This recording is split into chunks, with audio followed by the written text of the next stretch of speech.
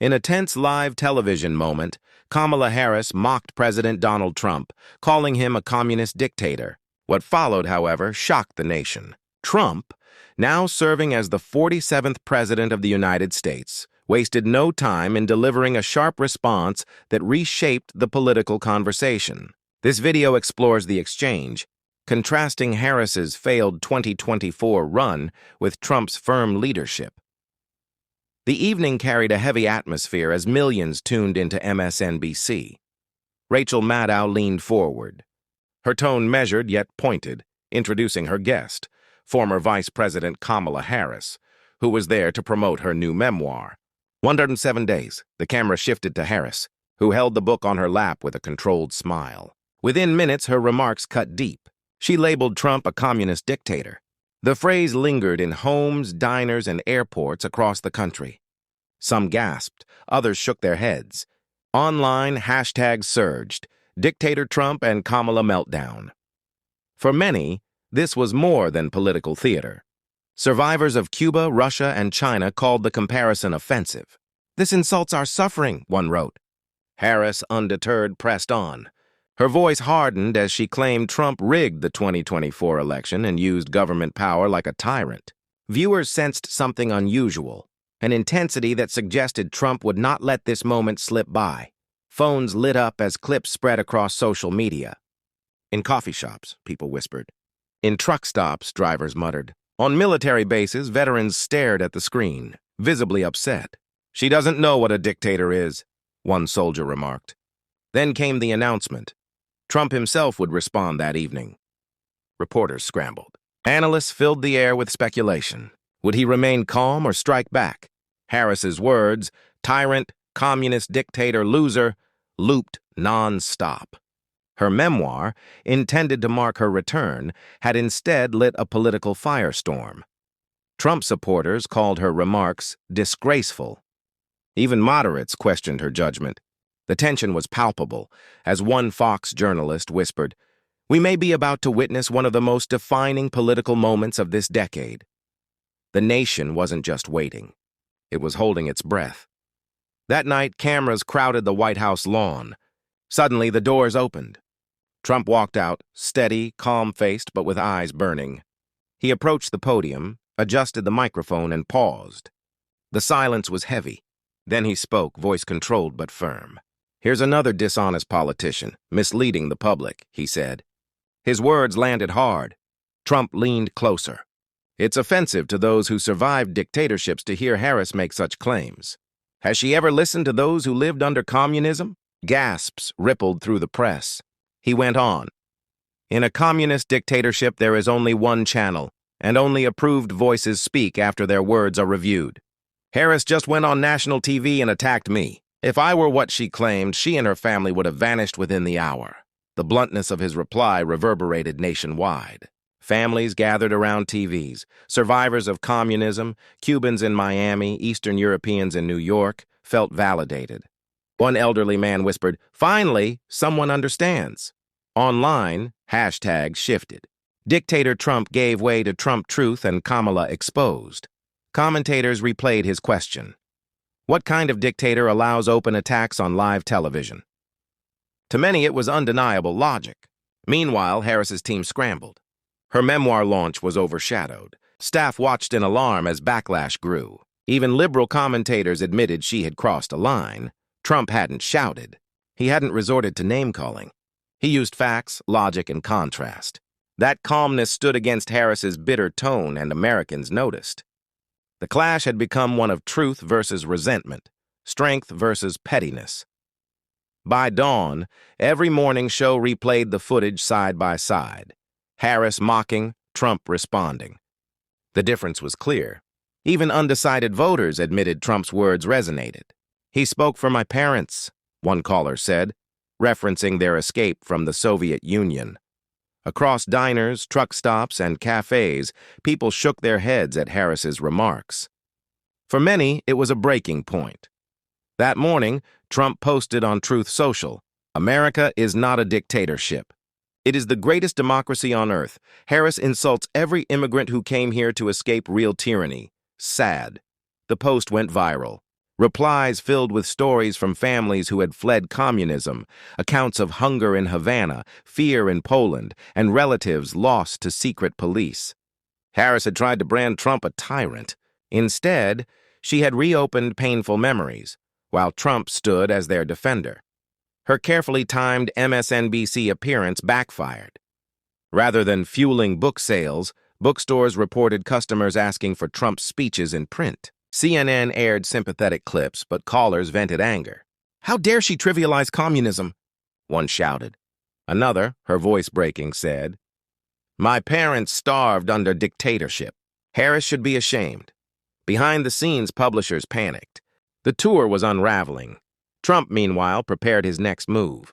Advisors handed him files detailing Harris's past mistakes in office. He wouldn't use insults, only documented facts. The nation sensed a storm building, one Harris wasn't ready to face. By sunrise, Trump's rebuttal was everywhere. His question, "What kind of dictator allows public criticism on TV?" was quoted as common sense. In Miami's Little Havana, Cubans cried in a cafe. One woman whispered, "Finally, someone stood up for us." Her escape from Castro's rule found recognition in Trump's words. Harris's memoir sat untouched on bookstore shelves. Clerks heard customers ask, "Why would we buy this?" The mood had shifted overnight. Trump hadn't only defended himself. He gave voice to millions long ignored. The backlash wasn't simply political, it was personal. Survivors of communism felt mocked, hurt, and betrayed. In California, Harris awoke to chaos. Her phone buzzed with frantic messages. Headlines read, "Harris insults survivors of communism." Advisors urged damage control, but the harm was irreversible. Even allies admitted Trump's response had been devastating. He hadn't shouted or smeared. He dismantled her claims with composure and compassion. Harris tried defending herself on a morning radio show, but her voice wavered. She repeated that Trump threatened democracy, yet callers pushed back. Veterans, immigrants, and parents voiced anger. One man choked up, "You've never lived under dictatorship. Don't belittle our pain." It wasn't just criticism. It was heartbreak. Americans felt betrayed that a former vice president trivialized their history. Trump's allies, meanwhile, celebrated quietly. Harris's attempt to revive her career had collapsed, and her attack had only elevated him. Instead of boosting book sales, Harris exposed her bitterness, while Trump projected strength. That afternoon, he returned to the cameras. He didn't appear angry, only determined. With stacks of reports beside him, he looked out at the press and said calmly, "Kamala Harris isn't just upset about losing. She's smearing me to sell a failing book. But let's talk about what she doesn't want you to remember." Gasps filled the room. Trump began recounting her record as vice president, failed projects, ignored crises, taxpayer money wasted on programs that went nowhere.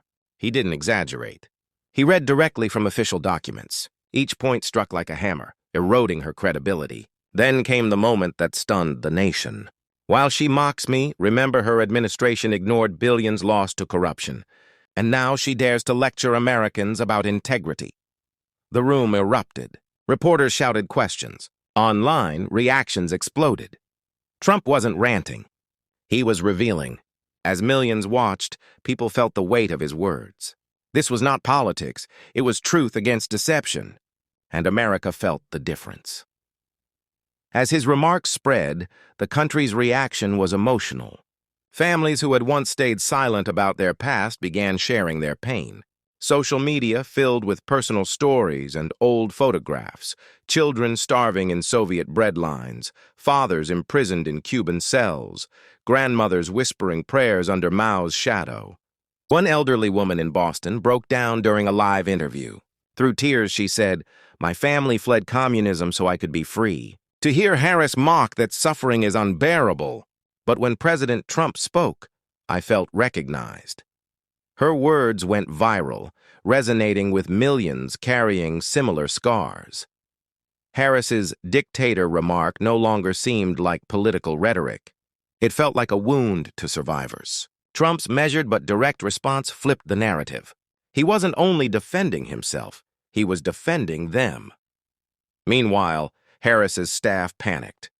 Every attempt at damage control failed. The more she spoke, the colder the public response grew. For the first time since her 2024 defeat, Harris realized she was losing not just a debate, but the trust of ordinary Americans.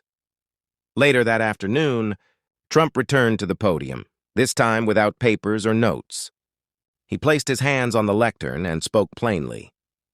Harris says I'm a dictator. Let me tell you something.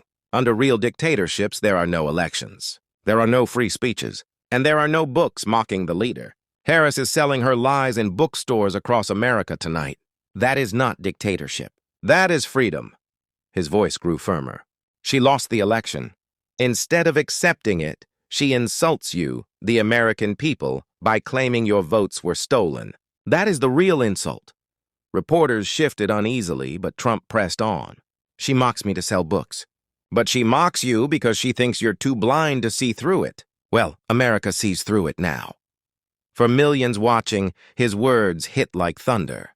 He wasn't simply defending himself, he was exposing her bitterness and her attempt to profit from division. The nation saw the steadiness of a leader unwilling to bend. That evening, Harris sat alone in her hotel room, the television flickering across her face. Every network replayed Trump's speeches. Every headline shredded her credibility. Even sympathetic anchors admitted her remarks had caused real pain. She scrolled through her phone, watching the backlash. Former allies distanced themselves. Donors withdrew. Ordinary Americans she once claimed to represent were calling her cold, heartless, and detached. Bookstores began moving her memoir off front displays. Sales collapsed. What was supposed to be a comeback tour was turning into a public collapse. Outside the White House, supporters gathered late into the night, waving flags and chanting, "Trump! Trump! Trump!" Their voices carried through the darkness, loyal to the man they believed had defended them when no one else would. Harris looked in the mirror, feeling defeat, not just as a politician, but as a person abandoned by those she thought she could win back. Across the country, ordinary Americans shared their voices in unexpected ways. On local radio shows, callers wept as they recounted family histories. A retired teacher in Ohio sobbed as she remembered her grandparents fleeing East Germany. "Kamala doesn't understand real tyranny," she said. But Trump, he understood us with just a few words. In Florida, Cuban exiles held a candlelight vigil, not for the dead, but for the memory of freedom lost under Castro. At the center, a frail man held a sign, "Thank you, Mr. President, for defending our pain." Even journalists who often disagreed with Trump admitted they hadn't seen the public this moved in years. Analysts called the moment raw, deeply personal, and bigger than politics. Harris's insult had reopened wounds, but Trump's defense gave survivors courage to speak. For the first time in decades, victims of communism felt seen and honored by their president. The tears flowing across America weren't of weakness, but of release. Inside Harris's campaign, panic gave way to despair. Major book events in New York and Chicago were canceled after security warned of protests. Publishers pulled advertisements. Donors stopped responding. Watching Trump's latest remarks on TV, Harris clenched her fists. Every one of his lines drew applause online, while her own responses only worsened the backlash. 107 days, her memoir meant to reintroduce her, had become a symbol of her collapse. Angry citizens even filmed themselves destroying copies, posting clips captioned, "We lived it." She lied about it. Meanwhile, Trump remained steady. He didn't gloat or taunt. He simply pointed out her hypocrisy and reminded Americans of his promises. His composure stood in stark contrast to her unraveling image, and the nation saw it clearly. For Harris, this wasn't only political defeat. It was personal humiliation. For Trump, it was proof that truth delivered with confidence could cut through bitterness and falsehoods. That evening, Trump shifted his tone. At a town hall in Pennsylvania, he listened as an elderly man stood, voice trembling. "Mr. President, I grew up under Stalin. My father was taken in the night. Hearing Harris compare you to that broke me. But when you spoke, I felt my father's dignity restored." The room fell silent. many in tears. Trump walked off stage, shook the man's hand, and replied softly, "Your father's dignity lives in you. And in America, we honor stories like his, not mock them." The audience erupted in applause, many openly crying. It was no longer about Trump versus Harris. It was about America versus an insult to its most vulnerable. Clips of the moment spread quickly, captioned, "This is leadership. This is humanity." For Harris, the contrast was devastating. While she scrambled in silence, Trump embraced the very people she had alienated. The nation's heart had chosen, and it wasn't hers. By morning, testimonies poured in nationwide. Survivors of tyranny stepped forward, emboldened by Trump's words. In Chicago, a Polish immigrant trembled as he told reporters, "My father was beaten for owning a Bible under communism." Harris's words spit on his memory. But Trump restored his honor. In Miami, Cuban families flooded the streets waving American and Cuban flags, chanting, "We know tyranny." Trump defended us. Videos of children holding signs, "My grandparents fled communism, don't mock them," spread rapidly, moving viewers to tears. Even networks usually hostile to Trump couldn't ignore the stories.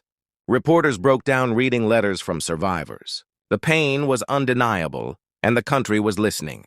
Harris's remarks had reopened wounds, but Trump's reply became a rallying cry. For the first time, millions with hidden trauma felt heard. Their tears were not weakness, but release. In her hotel suite, Harris sat silently, staring at her reflection. Aides whispered around her, but she barely noticed. Every channel showed survivors thanking Trump for defending them. She had aimed to appear strong, but instead looked cruel. Her phone buzzed with missed calls from donors, publishers, and allies. Many wanted distance. Others demanded an apology, but she knew words couldn't repair the damage. For the first time in her career, Harris wasn't facing Trump on stage. She was facing the raw voices of ordinary Americans. Their trembling testimonies carried more weight than any of her lines. National sympathy had shifted. Her book, 107 Days, once meant to reshape her story, now stood as a symbol of arrogance and disconnect. She began to realize this wasn't just a political failure, it was a moral collapse. That evening, President Trump addressed a packed hall in Michigan. The crowd buzzed with energy, people from every walk of life ready to hear him speak. Veterans, immigrants, farmers, and workers held up handmade signs reading, "Freedom isn't dictatorship," and "Thank you for defending us." Midway through his remarks, Trump paused, his tone softer than usual. "You see, folks, this isn't about me. This is about every man and woman who came to America to escape tyranny. Kamala mocked you. I will never mock you. I will fight for you." The crowd erupted, but many also wept. The camera focused on a young woman clutching a worn photo of her grandfather who had died in a Soviet prison.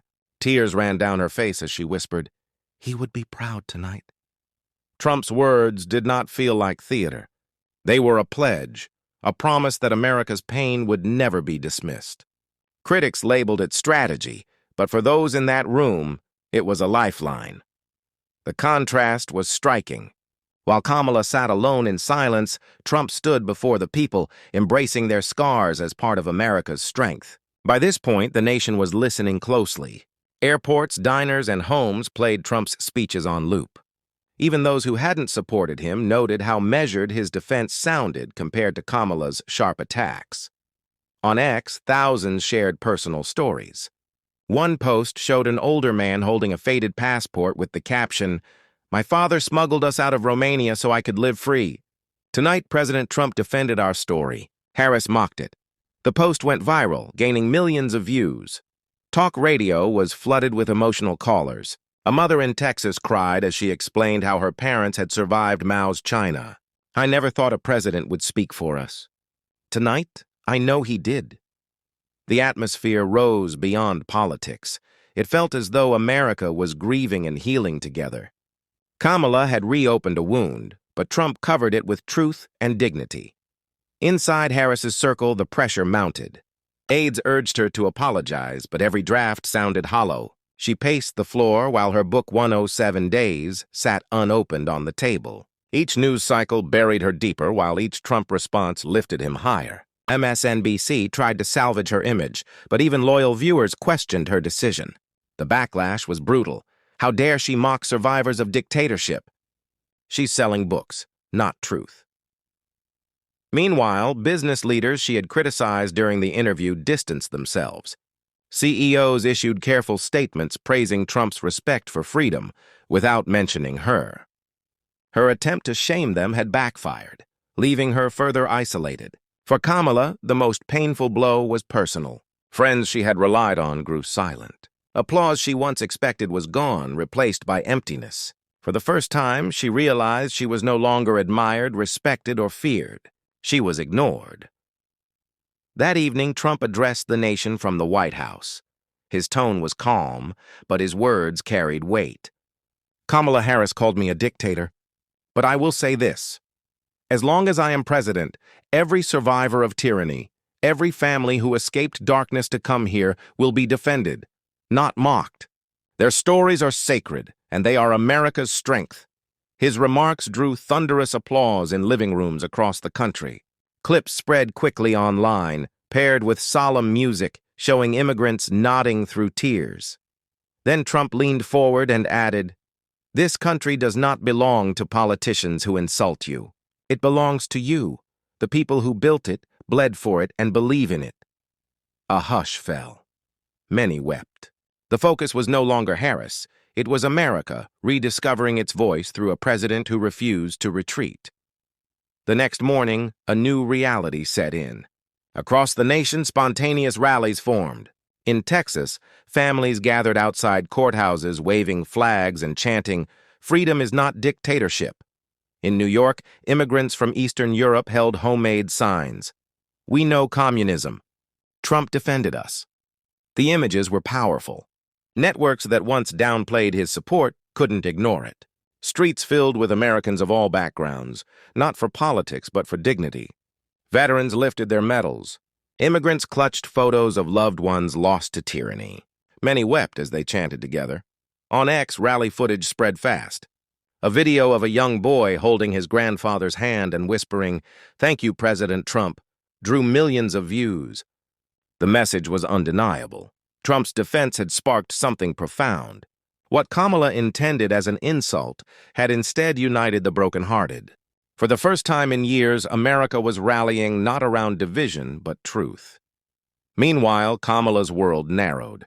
Political allies who once praised her began stepping back. A governor who had campaigned alongside her issued a statement. Comparisons to dictators diminish real suffering. Survivors deserve respect. Without naming her, the criticism stung. Her publisher canceled 2 book signings, citing safety concerns.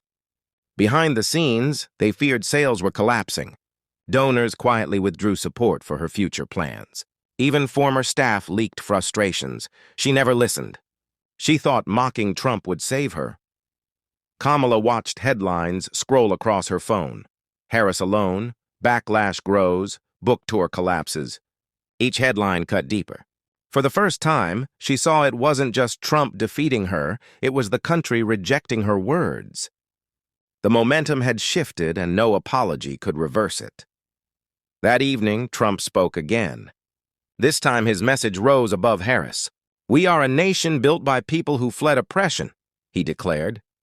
From Cuba to Poland, from Vietnam to Venezuela, they came here for freedom, and today we honor their sacrifice. The crowd erupted in applause. He raised his hand for silence, then continued. "This is not about Kamala Harris. This is about us, about truth, about courage, about never forgetting the pain others endured so we could live free." The message spread quickly. Social media filled with montages of immigrants recalling their journeys, veterans saluting, children waving flags. It felt less like politics and more like a revival of national spirit. For millions, the moment marked a turning point. Trump was no longer just defending himself. He was uniting a nation. Harris had lit the spark, but Trump turned it into a torch of hope. By the following day, America was flooded with personal testimonies. Networks that once ignored them now gave survivors airtime. A frail woman from Ukraine sat in a studio holding a rosary. Through tears, she recalled hiding bread crusts as a child. "When Harris compared Trump to our dictators, it broke me," she said, her voice trembling. "But when Trump defended us, I felt free again." Her words went viral almost instantly. Millions shared the clip with captions like, "This is why America must never forget." In California, Vietnamese refugees gathered outside a community center, lighting candles and holding photos of relatives lost at sea while fleeing communism. They prayed together, thanking God that America had a leader who honored their sacrifices. Each testimony added strength to the growing fire. What Kamala had brushed off with a careless insult had now grown into a movement. And at its center stood Donald Trump, not shouting, not mocking, but giving survivors the dignity they had long waited for. Harris's world continued to shrink. The media, once her most reliable ally, began questioning her judgment.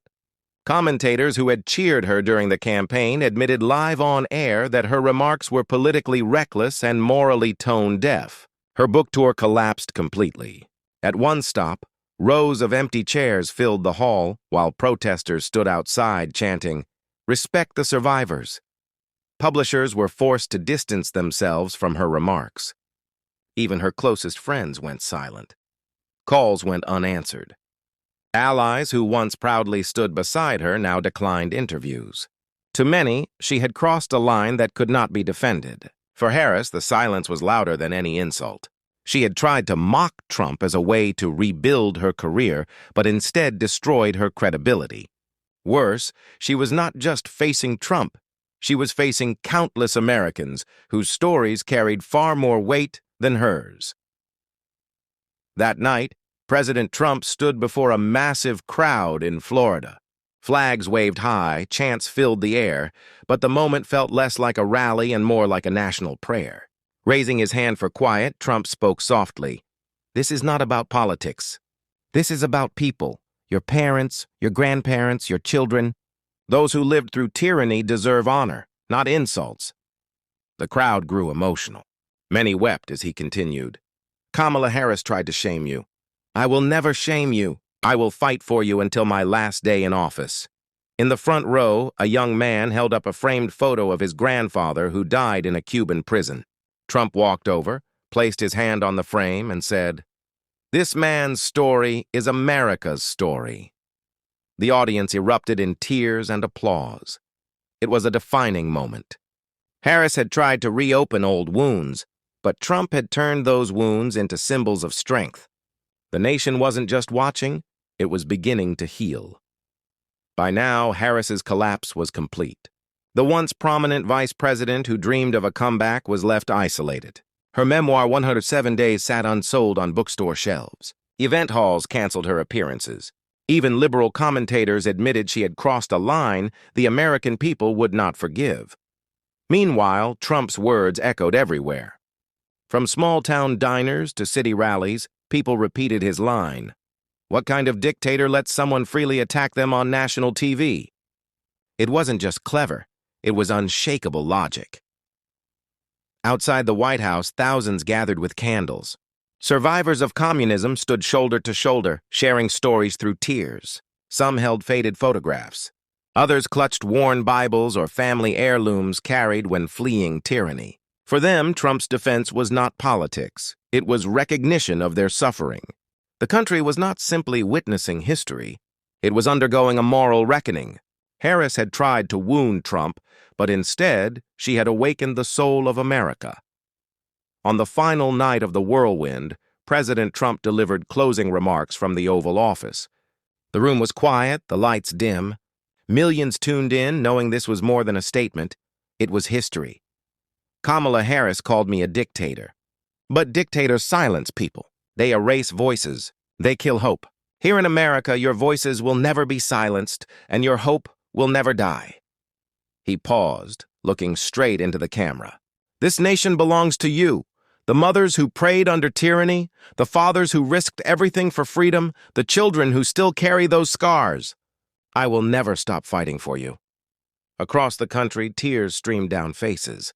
Families embraced tightly. Survivors whispered prayers of thanks. Trump's words were not fiery or mocking.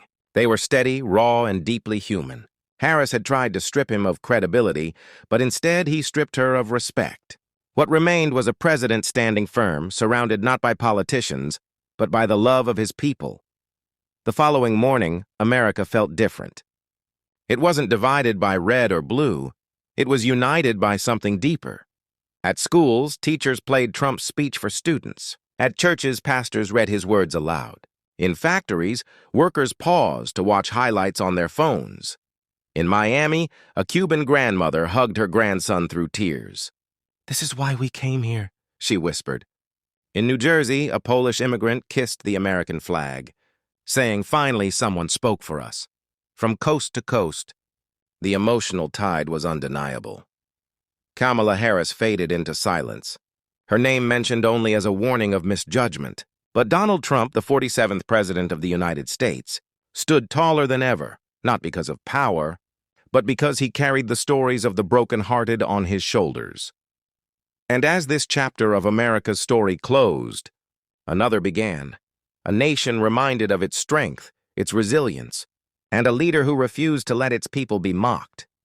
Dear viewers, if this story moved you, don't leave quietly. Tap the like button, share your thoughts in the comments, and subscribe so you never miss future stories. Join our membership community to unlock exclusive behind-the-scenes content and help us keep these voices alive. Together we carry forward the flame of truth, courage, and freedom.